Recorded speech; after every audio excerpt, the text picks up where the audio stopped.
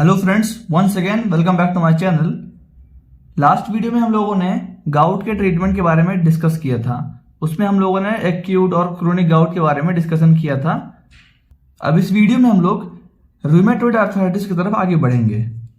जैसे कि हम जानते हैं कि ये एक ऑटो इम्यून डिसऑर्डर है और इसमें हमारी बॉडी में एंटीबॉडीज का फॉर्मेशन स्टार्ट हो जाता है हमारे साइनोवियल टिश्यू के अगेंस्ट। ऑटो इम्यून डिसऑर्डर है यानी कि हमारे सेल्फ सेल के अगेंस्ट कहीं ना कहीं एंटीबॉडी का फॉर्मेशन हो रहा होगा। मोस्ट कॉमन जो पेशेंट होंगे वो यंग फीमेल्स होंगी जिनकी एज 30 से 40 ईयर्स के बीच में लाई करेगी। इसमें स्मॉल जॉइंट्स इन्वॉल्व होते हैं और ये मोर कॉमनली उन इंडिविजुअल्स के अंदर देखा गया है जिनकी कोई फैमिली हिस्ट्री रही होगी रूमेटॉइड आर्थराइटिस की। इसको भी हम लोग एक्यूट और मेंटेनेंस ट्रीटमेंट में क्लासिफाई करके देखेंगे।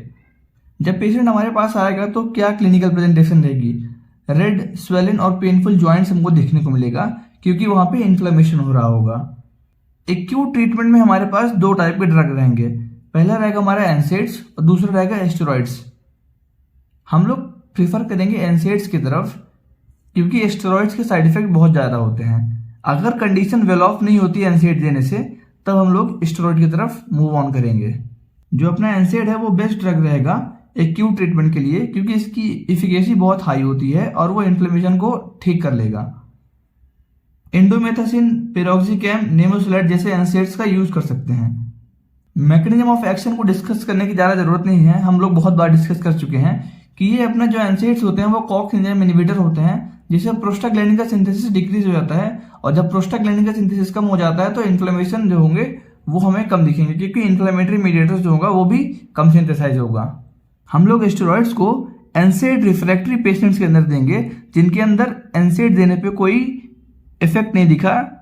बेस्ट ड्रग जो कि स्टेरॉइड के अंदर रहेगा वो रहेगा अपना प्रेडनिसोलोन। इसको ओरल रूट के थ्रू देंगे और ऐसा नहीं है कि स्टेरॉइड को हम लोग बहुत लंबे समय तक के लिए देंगे या फिर इसके हाई डोज को देंगे।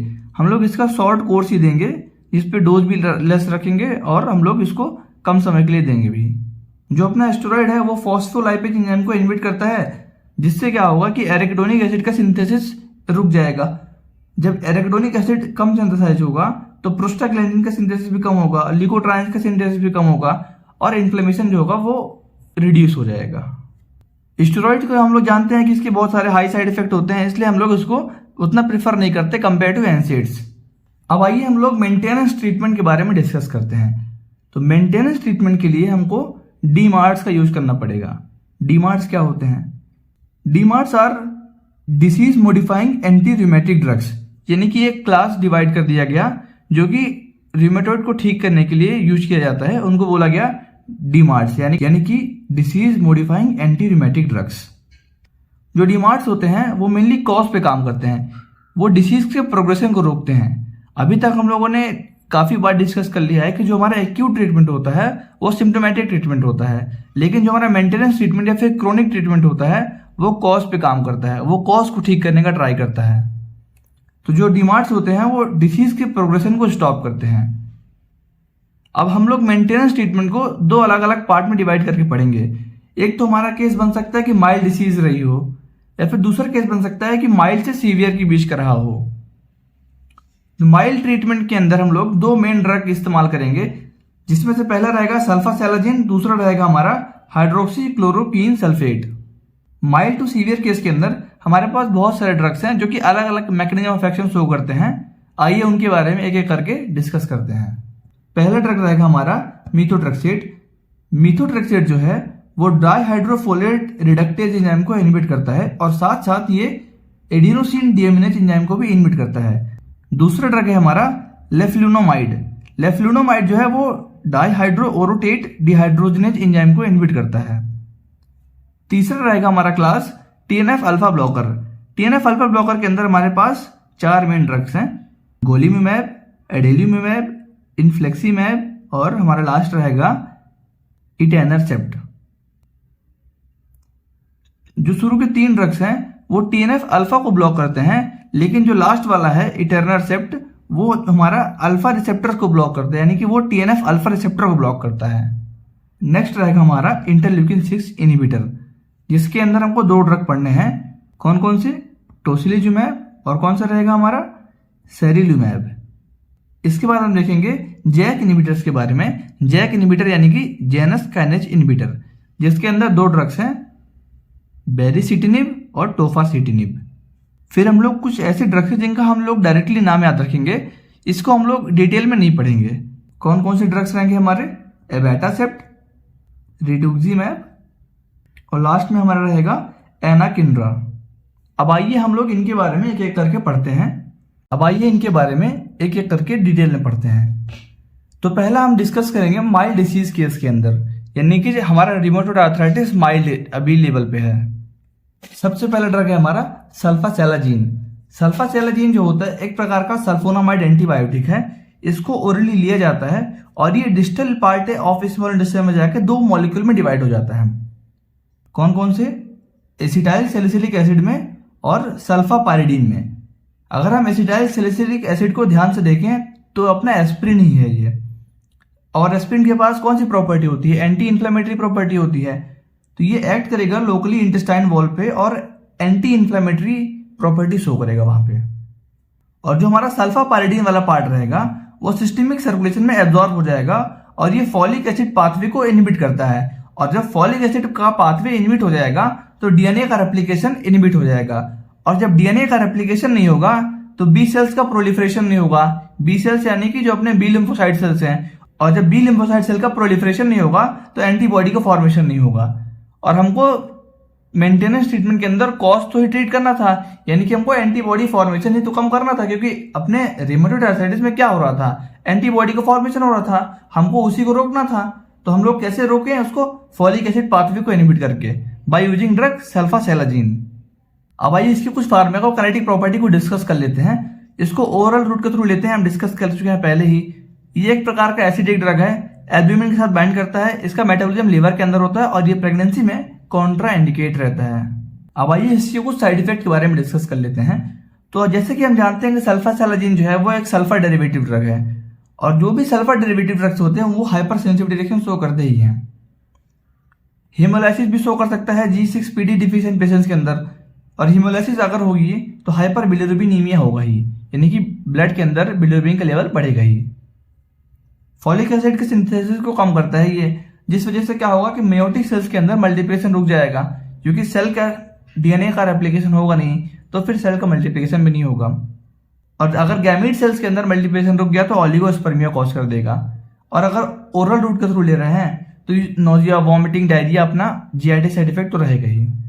अब आइए देख लेते हैं अपने दूसरे ड्रग के बारे में, जो कि है हमारा हाइड्रोक्सी क्लोरोक्वीन सल्फेट। जो हमारी बॉडी के अंदर एंटीबॉडी का फॉर्मेशन स्टार्ट हो रहा है हमारे सेल्फ सेल के अगेंस्ट, तो कहीं ना कहीं हमारा सेल्फ सेल को हमारा जो इम्यून सिस्टम है एज एन एंटीजन रीड कर रहा है। तो जो हमारी एंटीजन प्रेजेंटिंग सेल्स होती हैं वो हमारी बॉडी के साइनोवियल टिश्यूज या साइनोवियल फ्लूइड के सेल्स प्रोटीन्स को वो क्या करती हैं? एज एन एंटीजन रीड करती हैं, और उनको वो रिप्रेजेंट करेंगी हमारे टी सेल्स के पास। जब टी सेल्स के पास हमारा साइनोवियल प्रोटीन जो है वो एंटीजन के तरीके से रिप्रेजेंट होगा, तो फिर उसके बाद उसके अगेंस्ट एंटीबॉडी का फॉर्मेशन होने लग जाता है। और जो अपना हाइड्रोक्सी क्लोरोक्वीन सल्फेट होता है वो इसी प्रोसेस को रोकता है। आइए देखते हैं कैसे। जब antigen presenting cell synovial protein को रिप्रेजेंट करती हैं एमएससी कॉम्प्लेक्स के थ्रू टी सेल्स को, तो वो कुछ लाइसोसोम के अंदर चेंजेस लाती हैं, हाइड्रोलिटिक चेंजेस लाती हैं। तो जो अपना हाइड्रोक्सी क्लोरोक्वीन सल्फेट होता है उसी चेंज को इनहिबिट कर देता है, यानी कि जो लाइसोसोमल रिएक्शन हो रही थी उसको इनहिबिट कर देता है। जब लाइसोसोमल रिएक्शन को इनहिबिट कर देगा तो जो अपना लाइसोसोम के अंदर जो प्रोसेस हो रही थी वो रुक जाएगी, तो एंटीबॉडी का फॉर्मेशन रुक जाएगा, क्योंकि वो अब रिप्रेजेंट नहीं कर पाएगी उसको as an antigen T cells को। और जब टी सेल्स के पास सिग्नल नहीं जाएगा तो एंटीबॉडी का फॉर्मेशन होगा ही नहीं। अब आइए इसकी कुछ फार्माकोकाइनेटिक प्रॉपर्टी के बारे में डिस्कस कर लेते हैं। तो इसको ओरल रूट के थ्रू लेते हैं। इसका एलिमिनेशन किडनी के थ्रू होता है और ये हाई लिपिड सोल्युबल ड्रग है। जो अपना हाइड्रोक्सी क्लोरोक्वीन सल्फेट है वो हाई लिपिड सोल्युबल है, जिस वजह से इसका वॉल्यूम ऑफ डिस्ट्रीब्यूशन बहुत हाई है। साइड इफेक्ट की अगर मैं बात करूं तो अगर ओरल रूट के थ्रू ले रहे हैं तो नोजिया, वॉमिटिंग, डायरिया तो जीआईटी साइड इफेक्ट में रहेगा ही। रेयरली कुछ पेशेंट्स के अंदर क्यूटी प्रोलॉन्गेशन भी देखने को मिला है। और मेन साइड इफेक्ट जो अपना हाइड्रोक्सी क्लोरोक्वीन सल्फेट का है वो है अपना बुल्स आई रेटिनोपैथी, क्योंकि जो अपना हाइड्रोक्सी क्लोरोक्वीन सल्फेट है वो हाईली लिपिड सोल्युबल ड्रग है। जिस वजह से इसका वॉल्यूम ऑफ डिस्ट्रीब्यूशन बहुत ज़्यादा है, और वॉल्यूम ऑफ डिस्ट्रीब्यूशन ज़्यादा है तो वो रेटिनल टिश्यू में जाकर डिपॉजिट हो जाता है और वहाँ पे रेटिनोपैथी कॉज करता है। तो ये डिस्कशन हुआ हमारे माइल्ड डिसीज केस के बारे में। अब हम लोग मूव ऑन करेंगे मॉडरेट टू सीवियर केस के बारे में।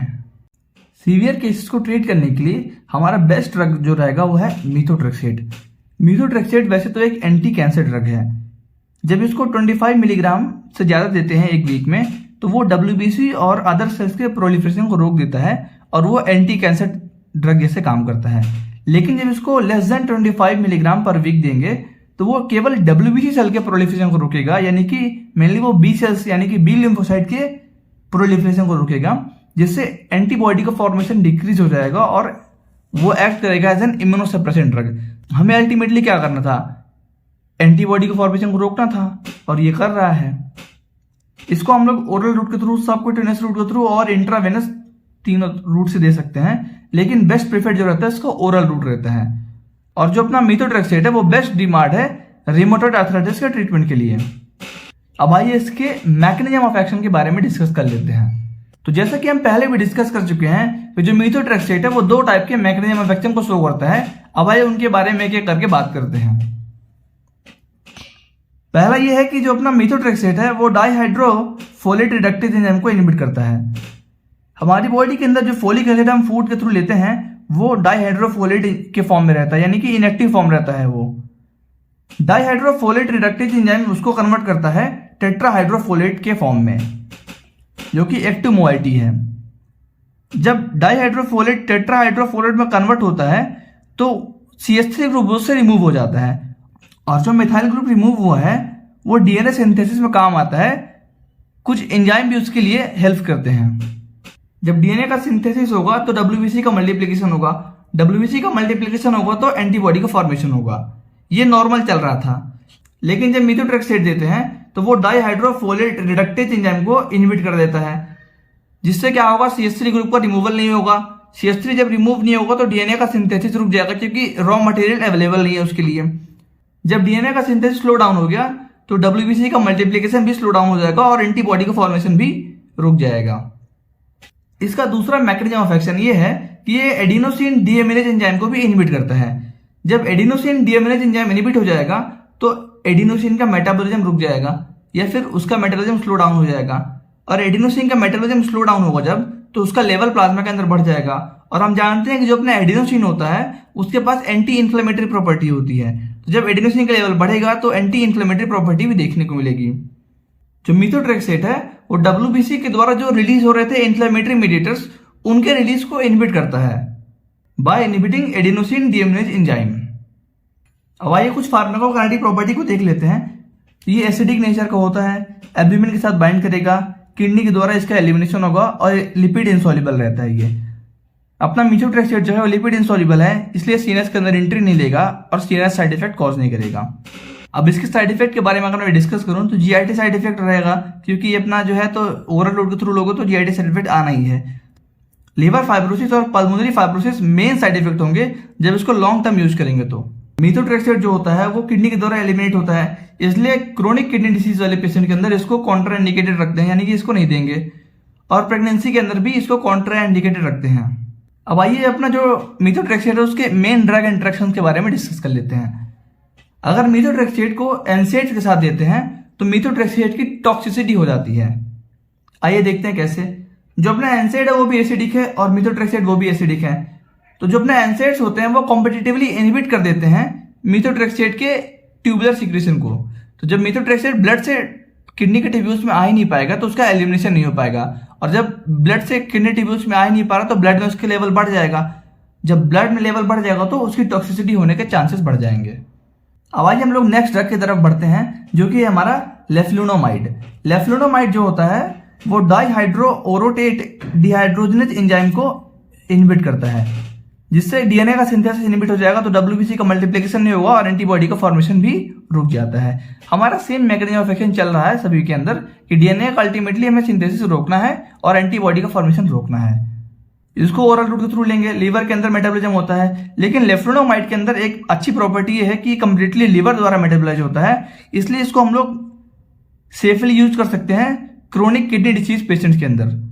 तो ये अपना ये अल्टरनेटिव है मीथोट्रेक्सेट का, क्योंकि मीथोट्रेक्सेट को क्रोनिक किडनी डिसीज पेशेंट के अंदर नहीं दे सकते हैं, तो अल्टरनेटिव है अपना लेफ्लुनोमाइड। इसका एंट्रोहेपेटिक सर्कुलेशन देखने को मिला है, और जो अपना लेफ्लुनोमाइड है उसका जो ड्यूरेशन ऑफ एक्शन है बहुत लंबे समय के लिए होता है, यानी कि 2-3 मंथ तक के लिए इसका एक्शन देखने को मिल सकता है। इवन आफ्टर स्टॉप करने के बाद भी, यानी कि ड्रग का यूज हम लोग स्टॉप कर देंगे उसके बाद भी लेफ्लुनोमाइड का जो एक्शन है वो देख सकते हैं। जो लेफ्लुनोमाइड है वो डीएनए का सिंथेसिस को रोक रहा है, तो हमारे गैमीट सेल्स के अंदर भी डीएनए का सिंथेसिस कहीं ना कहीं थोड़ा इनहिबिट हो जाएगा, तो जो हमारे गैमीट्स बनेंगे वो कहीं ना कहीं इम्प्रॉपर गैमीट्स रहेंगे, जिस वजह से ये सजेशन दिया जाता है कि मिनिमम 3 मंथ का गैप रखें। अगर कोई फैमिली प्लानिंग कर रहे हैं तो मिनिमम 3 मंथ का गैप रखें लेफ्लुनोमाइड थेरेपी बंद करने के बाद भी, क्योंकि तब तक जो होंगे तो थोड़ा इम्प्रॉपर गैमेट का फॉर्मेशन होता रहेगा 3 मंथ तक। अब 3 मंथ के बाद फिर क्या होगा, जब इसका इफेक्ट जो होगा घट जाएगा और डीएनए सिंथेसिस पे कोई इफेक्ट नहीं पड़ेगा इसका, तो जो प्रॉपर गैमेट का फॉर्मेशन होगा। आइए नेक्स्ट क्लास के बारे में बात कर लेते हैं, जो कि है हमारा टीएनएफ अल्फा ब्लॉकर। इसके अंदर हमको गोलीम्यूमैब, एडेलीम्यूमैब, इन्फ्लेक्सीमैब और इटैनरसेप्ट के बारे में पढ़ना होगा। जो शुरू के 3 ड्रग हैं वो टीएनएफ अल्फा को ब्लॉक करते हैं, लेकिन जो अपना लास्ट वाला ड्रग है वो टीएनएफ अल्फा रिसेप्टर को ब्लॉक करता है। ये शॉर्ट एक्टिंग है और इसका जो साइड इफेक्ट है बहुत कम होते हैं, और जो अपना गोलीम्यूमैब है और एडेलीम्यूमैब है उसकी एफिकेसी बहुत हाई होती है। इसका एक एडवांटेज ये है कि हम लोग मीथोट्रेक्सेट रिफ्रैक्टरी पेशेंट्स के अंदर यूज कर सकते हैं, यानी कि टीएनएफ अल्फा ब्लॉकर्स को हम लोग उन पेशेंट्स के अंदर दे सकते हैं जिन पेशेंट्स के अंदर मीथोट्रेक्सेट का जो है तो इफेक्ट नहीं शो हो रहा है। लेकिन इसका एक ड्रॉबैक है, इसको केवल आईवी रूट के थ्रू दे सकते हैं, ओरल रूट का कोई फॉर्मुलेशन अवेलेबल नहीं है, जिस वजह से ये पेशेंट्स के कॉम्प्लायंस को डिस्टर्ब करता है। इसके अगर साइड इफेक्ट के बारे में डिस्कस करूं तो reactivation of latent infection most common side effect रहेगा टीएनएफ अल्फा ब्लॉकर्स का। मेजरली कौन कौन से इन्फेक्शन जो होंगे वो दिखेंगे, टीबी का इन्फेक्शन, हेपेटाइटिस बी का इन्फेक्शन। आइए समझते हैं कैसे। जब किसी इंडिविजुअल के अंदर कभी पास्ट में टीबी या फिर हेपेटाइटिस बी रहा है तो उसके जो इन्फेक्शन होंगे वो दोबारा एक्टिवेट होने के चांसेस होंगे, क्योंकि टीएनएफ अल्फा उनको ब्लॉक करके रखा हुआ था, यानी कि उनको इनहिबिट करके रखा हुआ था, वो अपने इफेक्ट शो नहीं कर पा रहे थे। लेकिन जब टीएनएफ अल्फा ब्लॉक हो जाएगा तो अपने इफेक्ट वो शो कर सकते हैं, इसलिए बोला गया कि रिएक्टिवेशन हो जाता है लेटेंट इन्फेक्शंस का। लेटेंट क्यों बोले, क्योंकि टीएनएफ अल्फा उनको ब्लॉक करके रखा हुआ था, उनको इनहिबिट करके रखा हुआ था। और हमारा इम्यूनिटी जो होता है वो भी वीक हो जाता है, क्योंकि एंटीबॉडी का फॉर्मेशन जो होता है वो कम रहता है इसके अंदर, तो रिस्क बढ़ जाता है अपॉर्चुनिस्टिक इन्फेक्शंस का। एसिडी लाइक सिम्टम्स भी कुछ साइड इफेक्ट्स के अंदर देखे गए हैं, और इसको केवल आईवी रूट के थ्रू देते हैं तो ट्रांसफ्यूजन रिएक्शंस का भी रिस्क देख सकते हैं। नेक्स्ट रहेगा हमारा इंटरल्यूकिन 6 इनहिबिटर, जो कि एंटी इन्फ्लेमेटरी इफेक्ट शो करेगा, जिसके अंदर हमारा ड्रग रहेगा टोसिलीजुमैब, जो कि आईवी रूट के थ्रू देंगे, और जुमैब जुड़ा है, यानी कि ये कहीं ना कहीं एनिमल सेल लाइन से आया है, तो हाइपर सेंसिटिविटी रिएक्शन शो करेगा। जिन ड्रग्स के अंदर जेडयू या फिर एक्सआई जुड़ा होता है वो एनिमल सेल लाइन से डिराइव होते हैं और वो हाइपर सेंसिटिविटी रिएक्शन शो करते हैं। इंटरल्यूकिन 6 इनहिबिटर वाले क्लास के अंदर ही हमारा है सेरिल्यूमैब, जो कि हाइपर सेंसिटिविटी रिएक्शन शो नहीं करता। अगर इसके साइड इफेक्ट की बात करूं तो लेटेंट इन्फेक्शन जो होंगे वो फिर से रीएक्टिवेट हो जाएंगे और अपॉर्चुनिस्टिक इन्फेक्शन का भी रिस्क बढ़ जाता है। इनके बारे में मैं डिटेल में पहले भी डिस्कस कर चुका हूं। लास्ट रहेगा हमारा जैक इनहिबिटर। जैक इनहिबिटर यानी कि जैनस काइनेज इनहिबिटर, जिसके अंदर हमको 2 ड्रग पढ़ने हैं, बेरिसिटिनिब और टोफासिटिनिब। जिन ड्रग्स के नाम पे निब जुड़ा होता है वो काइनेज के इनहिबिटर होते हैं। हमारी बॉडी के अंदर कुछ ग्रोथ फैक्टर्स होते हैं जो कि बाइंड करते हैं जैक रिसेप्टर्स पे और फॉस्फोराइलेशन प्रोसेस को इनहेंस कर देते हैं, और जब फॉस्फोराइलेशन प्रोसेस होती है तो इन्फ्लेमेशन भी जो होता है वो बढ़ जाता है। तो जो अपना जैक इनहिबिटर होता है वो इन्हीं रिसेप्टर्स को जाके ब्लॉक कर देगा, जिससे फॉस्फोराइलेशन प्रोसेस रुक जाएगी और इन्फ्लेमेशन रुक जाएगा। अगर इसके फार्माकोकाइनेटिक प्रॉपर्टीज के बारे में बात करूं मैं तो ये ओरल रूट के थ्रू इसको लेते हैं। हाई इफिशिएंट ड्रग होता है ये, और मीथोट्रेक्सेट रिफ्रैक्टरी पेशेंट्स के अंदर दे सकते हैं, यानी कि उन पेशेंट्स के अंदर दे सकते हैं जिनके अंदर मीथोट्रेक्सेट का इफेक्ट नहीं शो हो पा रहा है। और इसको साथ साथ हम लोग मीथोट्रेक्सेट के साथ एड ऑन ड्रग के फॉर्म में दे सकते हैं इसको। तो यहां तक बात हुई हमारी drug therapy for rheumatoid arthritis, जो कि एक हमारा ऑटो इम्यून डिसीज है। अगर आपको वीडियो पसंद आई हो तो वीडियो को जरूर लाइक करें और हमारे चैनल को सब्सक्राइब करना ना भूलें, ताकि आप लोगों से कोई भी नोटिफिकेशन मिस ना हो। और इन वीडियोस को आप अपने दोस्तों के साथ भी शेयर करें, और इन वीडियोस की नोट्स के लिए आप हमारे टेलीग्राम चैनल मेडमॉन्क 21 को ज्वाइन कर लीजिए, जिसका जो लिंक है मैं डिस्क्रिप्शन बॉक्स में और कमेंट बॉक्स में पिन कर दूंगा। आज की वीडियो के लिए इतना ही, मिलते हैं अगली वीडियो पे, तब तक के लिए गुड बाय।